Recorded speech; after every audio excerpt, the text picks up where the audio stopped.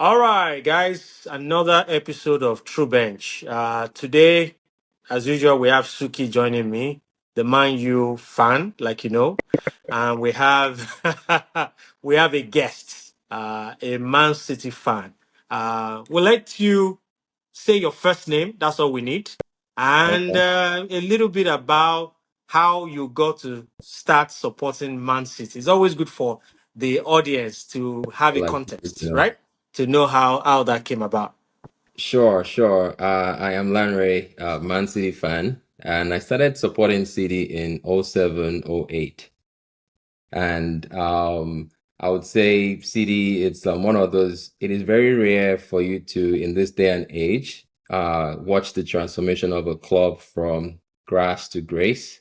And I would say I've been very fortunate to just experience that growth, the development, and like everything. So, backstory. I hope you're I not used going to back support. to the grass. I was watching I hope Tottenham not. from the glass to grade. So Yeah, but Kanu fan back in the days, so watched Arsenal, was watching them. Then Kanu went to Pompey, West Brom, so followed him there. Then after he kind of died down, I'm like, okay, who should I start watching now? Then I saw Robinho came into City. That was how I started watching them, and just on watching that transformation. I would say today, why I still watch them and what I love about the city or about Manchester City is the intentionalism and the style of play. So City is one of those teams that focuses more on the process, Mm. and winning is just by default what actually happens. And I think all of us can agree to say City single-handedly raised the bar in the Premier League. Now, I think a lot of clubs are catching up, and we have to find a way to actually get back to those ways. So let me actually pause it there. No, yeah, and I will allow the fans to enjoy your city intro. I won't throw no pushback. Let's just get right into the conversation. I don't know if Suki wants to say anything. hold on, go on. Okay, that's good. So, match week 4 review. Can't believe it's a month already. 4 games in. The Premier League is taking shape again. I just want to ask, this past match week, which team caught your attention? Who were you impressed with in the run of 10 games that we saw over the last weekend? We met Right. the start. Yeah, yeah, sure. Okay, sure. I would say three teams, right? One, Liverpool. And for whatever reason, whether it's luck, whatever it is, they just seem to always sneak away like the win. So for whatever it is, gotta give them credit, whether it's the 94th, 95th minute penalty or whatever it is. So that's one. Second, I would say is Brentford, right? Mm. The grit that they displayed against Chelsea, and with losing Wisa and Umbremo, they found a way to actually just hang in there. So I would say that really caught my eye. And then third, I would say City, right? Just having a win in the old-fashioned way felt very, very good. I mean, for me, I would agree with Brentford for sure, but I think I also have three things I've been looking at. Bournemouth for one. Bournemouth has been playing good football. I mean, they've won 3 games. They've lost one game. I mean, Tottenham he is definitely surprising me with their. I mean, I think they've also won 3 games and lost only one game. And I would say Sunderland as well. Sunderland is also playing good football. This weekend again, So I think those three teams. And then when you look at the teams that haven't lost any game at all in the first 4 games, Chelsea, Crystal Palace, and Liverpool. So I mean, Liverpool definitely it's what I expect them to do. I keep saying this is what I expect from Liverpool. I mean, I expect more goals, but obviously that team hasn't fully blended yet. It's not working like a well-oiled machine that we know it can be. So I'll go with Bournemouth, Sunderland, and Tottenham for me. Yeah, Suki, please help us check your internet connection. I don't know, it's kind of flaky. Oh, So you were going in and out. oh, Yeah, but to your point, I think I agree with you guys. I was particularly impressed by Arsenal. The ease with which they dispatched Nottingham Forest was just there for everyone to see. They had that control. They had that game under control from the start of the game till the very end. I don't think there was any point where Nottingham Forest threatened them one bit. maybe that's the And problem. this is coming from a Maybe that's Chelsea the problem. fan that doesn't really like Arsenal. But I have to say it was pretty breezy for them. Well, I mean, you have to consider the opposition. Nottingham Forest is going through a major transition. They just lost a coach. There's a new one. But you could also argue that everybody says when there's a New new coach coach, now. there's a new coach bounce. I didn't see any bounce. In fact, it was a dent Matter of Yeah, fact, yeah. in that game. So on, yeah, I on was Thursday, I was impressed. talking to an Arsenal fan, and I told him, I said, you guys are going to beat Nottingham Forest, like for sure. And he's like, no, no, no, new manager bounced him. I said, no, not with Postecoglou. No, this is not new manager. This is not going to happen in this game at all. There's no way there's the new manager bounce here at all because there is no, for me, I just feel like there's no Postecoglou effect. He also just got fired from another club in the Premier League. I just didn't Yep. see how that was going to be a new manager bounce type of game. So, To be Maybe, honest, maybe the bounce will come at a later time, yeah. but there was nothing like that definitely in that match. So which takes us to the second point about still staying on the match week. Which coach caught your attention again this last weekend? right? Do you want to go, Suki, or you want me to Okay, you go? can go first. Okay. For me, it's Moyes with Everton, right? Even though they did not get the win, from the chances and I guess Martinez really helped, right? But with the chances that they had and with the way the team is playing, Grealish, I would say he has just found a way to continuously just get that team to play at the high standard that they're starting to play now. So Moyes for me, definitely. Okay, cool. I mean, honestly, Suki. there's one manager that I'll go with Arne Slot. When he removed Kekes from that team in the 37th minute, I thought that was a very, very decisive move for Liverpool. I like managers that are decisive. They pull the trigger when they need to pull the trigger. They don't care. It's all about the team, right? The best interest of the team. And I think that move, removing Kekes for me, that was one move that I like that the manager made in this last weekend's Premier League games. That I actually think this surprised weekend. me. Wait, go ahead. Sorry.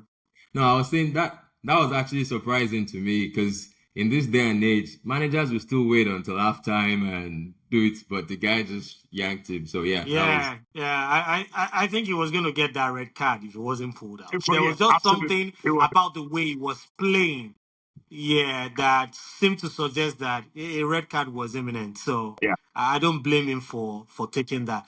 I mean, conversely, my own coach, I like what Scott Parker did against Liverpool. I don't think it's easy to set up your team that way from the beginning of the match till the time they unfortunately conceded that penalty. I thought if they were not unfortunate with that handball, they would have secured a draw against a Absolutely. very Absolutely. offensive Absolutely. Liverpool with Mo Salah, with Ekitike, with all the firepower were just against them. But he was able to set it up. His defensive midfield gave some control and outlet to his side every now and then to give relief to them. So I think I like what he did. Is that going to be enough week on week to survive the Premier League? Probably not. But if the big boys come to you, you have to respond. And I thought he responded well over the weekend. They definitely must I have. agree. I Yeah, agree. Yeah. I agree. yeah. Start to finish, they were And brave finally, in this, go ahead. I was just saying start to finish, they were brave and they took they took the game to Liverpool and they defensive heroism for sure. for sure. I like what they did. I agree. Sure. And then finally, to wrap up this segment, if we were to point out a player that really impressed you this weekend, who will it be? I mean, I will start. Going, I mean, maybe two players real quick. I think Zuby Mendi at Thank Arsenal you. was Thank quite you. good. I think he Yeah, showed control. Two fantastic goals. goal. I mean, again, that game was just very easy for Arsenal. The second person was Donnarumma, Man City. First game in the Premier League, it felt. I mean, it was still the same world class goalkeeper, just in a different team and a different match. That was impressive. Quite impressive. And I'll go Right. with Bergval as well. That header goal and his second goal with Tottenham, I thought he maintained good composure. That header was phenomenal. It was not lucky. It was a proper finish. So I like that as well. So Yeah, absolutely. Right. So, I mean, it is hard to choose. I would say maybe like three players. You've mentioned Donnarumma. Like, I think he really just calmed that defense, and that save from Mbeumo was just world class. Other two players for me, I would say, Semenyo and Doku. Semenyo, I think is the first player this season to have 5 contributions to like a goal, so 3 goals, 2 assists. Is really like on fire. And then Doku, right? I mean, 2 assists, the first 2 goals we scored, and then there was the goal that Alan was supposed to put in too, right? That would have been like the third one, but the resurgence, right? And just Doku this season, something to watch for there. Yeah, thank you, guys. Let's move to the second segment. We want to just briefly analyze some of the games that we picked ahead of the weekend. We picked 3 games, and I think we should add 2 more, because I know that everyone is interested in some of those games. The first one, Everton versus Aston Villa. Personally, for me, I didn't see much in that game. It was 0-0, as we know. It yeah, was played out. The two teams cancelled each other. I thought there was pressure on Aston Villa to at least score. They haven't scored this season. I mean, how do you play four games, 360 minutes? You've not been able to register a goal. So I saw the pressure and it showed. But one person that I thought contributed a lot for them and kept that clean sheet was the goalkeeper. There's been controversy around him and his involvement with Aston Villa going forward. There were rumors about him moving away from the club this summer, but that didn't happen. But he came right back into that setup, and you could see the leadership. He made a couple of world class saves in that match. But outside of that, Grealish, Drewsby, who both have been very influential for Everton, were sort of neutralized in this game. I didn't see so much from them. So at the end of the day, to me, I watched the game, but I felt like I should have watched another game. Really, honestly yeah, speaking. I agree with you. I mean, first half Everton was played better in the first half. In the second half, obviously Aston Villa grew into the game. I felt like there was a point in the second half where Grealish should have been a bit more selfish. There was a time when they had a tiki-taka in the second half. I think it was in the 63rd minute, and he gave that last pass to Ndiaye. I think he should have gone for the goal for himself. I'm sorry, because at the end of the day, maybe it's that mentality and that mindset of 4 assists in 2 games, and that won him the player of the month. So maybe that mindset, but I think he should take more of the chances. I agree with you. The game was a bit flat. Nothing too exciting in that game. I was hoping Aston Villa would do something, given that they haven't scored any goal this season. But obviously, nothing there. I mean, I think they played well last time. Everton played well. They managed the game properly, but at the end of the day, they contained Grealish and Dewsbury Hall in this game. So I'd have loved to see Diblin though. I'd have loved to see Diblin come on. Left to me. I know, Lanre wants to help us analyze the big match, and we'll get there in a minute. Do you have anything to say about the West Ham Tottenham game, except that West Ham is in real big trouble? even though he's just 4 games in. Yeah. Um, that match, to be quite honest, like I thought, when that West Ham was in it, and it seemed like they were still kind of, even though it was like 1-0, but when Suchek got that red card, everything just kind of Yeah, crumbled after that, yeah, and the change at halftime that Tottenham had made, to bring in the guy that scored their second. I mean, it was like a minute or two after the red card yeah, that he yeah, scored. yeah. So by that time, Two it was goals. it was actually just too late. But Yeah.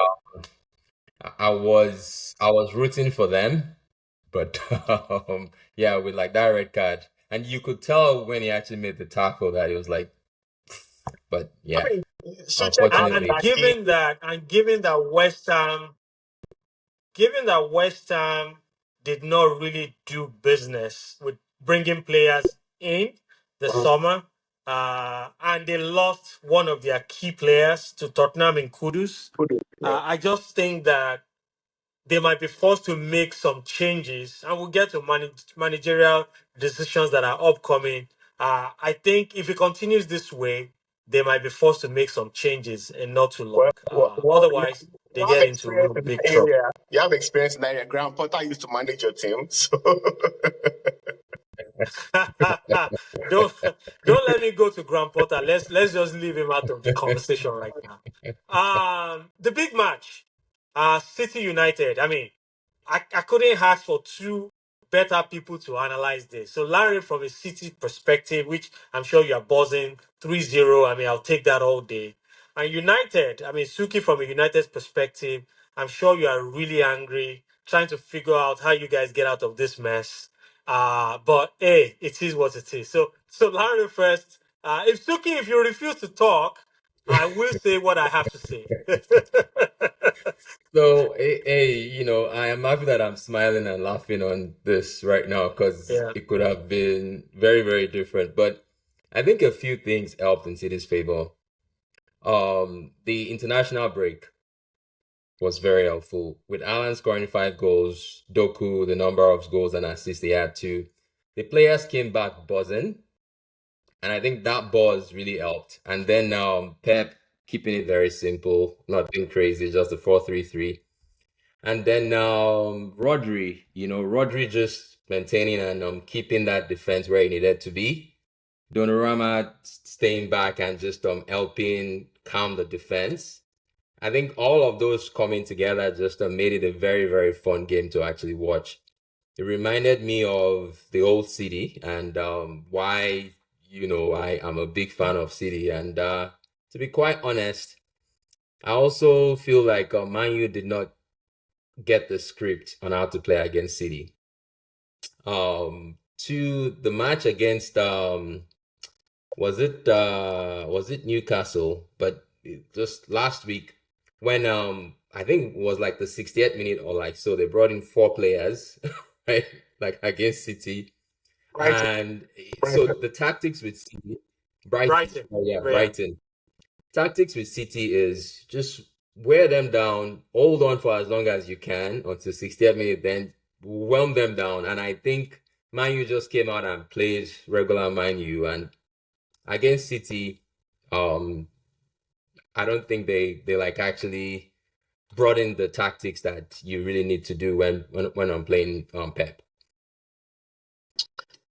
Well, I mean, United's perspective. Oh, are you still hush? I'm just going to say a couple of things. I'm not going to talk too much because I don't want to. This is a show, and I don't want to violate this show. But I think our manager is. I think our manager. This is now becoming a situation where arrogance is taking precedence over the club. You come into the Premier League. You are coming from the Portuguese league. It's not the same league. It's not the same teams. It's not the same competition. In the Premier League, you have to be very flexible because you're playing against 19 other teams that are very good, especially in today's Premier League. Do you know what I'm trying to say? And for you to be so arrogant and think that your tactics will work every time, it's beyond me. You know, Manchester United lacked creativity all around the pitch yesterday. It was a total sham. I mean, how can you have that kind of talent in a team like that and you utilize that team the way you utilize that team? Bruno Fernandes was kept quiet, not by Manchester United, by his own manager. I mean, it's a total disgrace for a big team like Manchester United with the kind of talent we have in that team.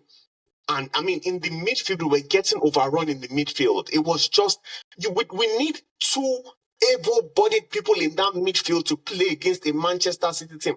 I'll be honest with you, Manchester City team didn't play that was an average Manchester City team, in my own opinion, compared to what I know Manchester City can do. And we got run over 3 goals to. I mean, I don't know what to say. Like, I'm done. I'm just done. So I won't say I won't say too much about that match because I already gave my post-match review of the game. But quick 2 cents on it. United, I think, by their system and their structure and the instruction of the coach, were kind of handicapped even before they started that game. They had no chance. Case in point was just look at Bruno Fernandes' position in the game, the way he was playing. Someone that could take long range shots and they'll be very accurate, was deciding to pass every single time he had a target. And I was wondering what is going on. The only answer is playing to his coach's instruction, which was, I think something has to be done there. From a City's perspective, you're right. I think City were almost in a very negative situation before the international break. Those players went away, and the result from yesterday, I think, will encourage them going forward. But this City was still, to that match, was still not the City standard that we know the last few seasons. And Pep would do well to get the team back up there. I don't know how long the Egyptian is out because I think it's becoming really instrumental. Yeah, it's becoming really instrumental to that team. And if it's not there, it may impact your ability to create and actually score goals going forward. But we'll see. 3 points in the kitty, you move on and you It face is the next actually game. what it is. Can I Yeah. say just one thing to like Yeah. that? I think the other thing that even maybe went in our favor was Pep not having too many options to over complicate the matter. Because Foden came in and played where he needed to play. If Mamouche Yeah. was in, more than likely he would have dropped Doku on the bench and had Mamouche on the left, and the outcome might have been very different. Yeah. Also, Nico Riley on the left. I love how direct he just goes, and it causes problems and creates less opportunities for error. And when Pep has all of his team members, some of those players, he doesn't play them, and we don't play as direct or as simple as we actually need to. So again, I think Pep is going to be either our biggest advantage this season or our biggest disadvantage, but we'll actually leave it at that. Okay, we'll leave it at that. A few more games I wanted to bring up, but we're running out of time, so we need to keep going. What is the Premier League without controversial decisions every weekend? We have to. There are always a few.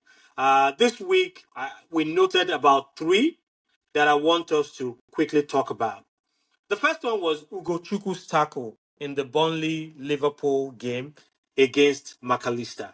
It was looked at, VAR reviewed it, and they decided that it was only a yellow card. Do you agree with that decision?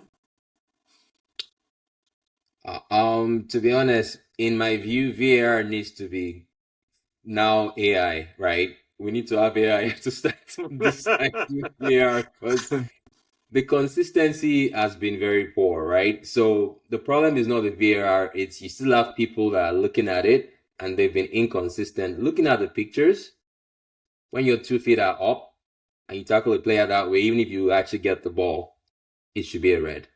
From my view, that should have been a red. To me, to me, Studs were out. It was above the ankle. What else do you need? We've seen red cards, straight red card given for such tackles so many times in the Premier League. I'll be curious to know what the PGM yeah, exactly. I'll be curious to know what their excuse was for not awarding that red card after VAR review. The second one, Tottenham against West Ham. There was a goal. The first goal scored by Tottenham was disallowed due to a push before the header. Do you guys think that it was reviewed as well? And VAR, I mean, I think the on-field decision was a no go. I think VAR reviewed and upheld that decision. Do you guys think it was the right call? Right. I actually thought the goal should have counted, Stood, right? okay. Because the player fell, and he fell because the player behind him got pushed by like another player. So it actually wasn't like that push was heavy, but the other player that actually pushed him to got pushed. So like we going back to review it, there was not enough there to cancel that goal. And then I mean the other player that was being held down, if you're going to cancel the goal, then you actually give a penalty for the guy that was being literally held down before. Which So is the other one that we're going to look at. But yeah. I thought there was I thought that was a mistake on the part of the referee because I took my time to look at the start of the infringement and when the corner kick was actually taken. I think another referee would have stopped that corner kick from being taken and retaken because he could have stopped it when the foul was just starting. And that would have saved all of us the goal, this conversation, and So I thought there was something there that the referee his quicker action would have prevented this from happening. And we see this all the time, where the referee would sort of just delay the corner, talk to the guys, and then have the corner retaken. And I thought that could have happened in this case as well. And finally, to the one that Larry was talking about, that there was a foul. I think that was a foul. Mm. But I thought that he didn't have to wait for the ball to go inside the net before taking action in that sequence. That's what I thought. The last one is the one Larry was talking about. In that same game, I think it was like 10 minutes after the goal was disallowed. There was another corner, and I think it was Van der Vaart that was being held, Yep. and there was a shout for penalty. The question is, was that a penalty or not? Obviously, it wasn't given, but do you think it was a penalty? I thought, it was one of those 50-50 by the referee. And I thought that maybe VAR stayed away and just felt that the decision, the on-field decision that it wasn't a penalty was not a clear and obvious error and it wasn't overturned. That's how I read it. So referee said it wasn't a penalty. VAR said you didn't make any mistake in your decision. I'm staying out of it. So again, we have to really understand how they interpret these things. But I thought that was what happened there. So we leave it at that, and we go to our penultimate section. We're talking about managers. Premier League, I mean, week 4, in fact, week 3, and a manager is already out. Nuno Espirito Santo was sacked by Nottingham Forest after 73 games with a win ratio of 38%. You might think 38% is low. Wait till you compare it to other Nottingham Forest coaches, which makes him top of that pack. Decision was made this last week before the match weekend, and I think it emanated from the public disagreements between the coach and the owner of the club, the chairman of the club, which started, if you remember, and I think it was in the penultimate game last season when Nottingham Forest failed to beat Leicester at home. And the guy came to the field and was sort of shouting down at the coach. I thought after that, it was kind of relationship was patched, but again, obviously he's been sacked now. What are your thoughts about that? And more importantly, I mean, they brought in Postecoglou, who just lost 3-0 to Arsenal. Is that a good move by Nottingham Forest, who did so well last season and are now in Europe? Sacking the coach that did that job and bringing in another coach, who, by the way, was sacked by Tottenham a few months ago. It was the discord between them that cost this, not necessarily his performance on Performance. the pitch. Yeah. And Yeah. what I would say is, I mean, we all kind of know this, right?